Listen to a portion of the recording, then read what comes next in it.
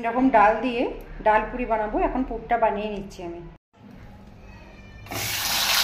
এরকম ডাল দিয়ে একটু ডাল পুরি বানাবো একটু, তাই পুরটা বানিয়ে নিচ্ছি। 3 রকম ডাল আমি প্রথমে ভেজে তারপর এটাকে সিদ্ধ করে নিয়েছি। এবার মশলা দিয়ে আমি এটাকে ভালো করে কষিয়ে পুর তৈরি করে নিচ্ছি।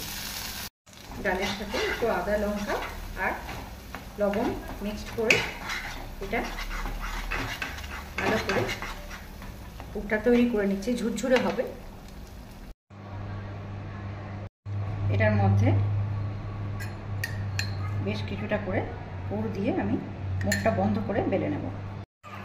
এরকমভাবে এগুলোকে বেলে নিতে হবে। ডাল পুরি এটা উপোসের দিনেও খাওয়া যাবে।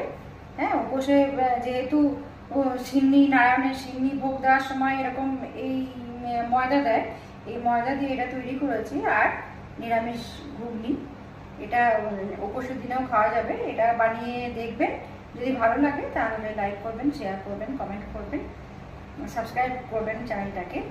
তৃপ্তিজ বনেদি কিচেন। হ্যাঁ, থ্যাংক ইউ।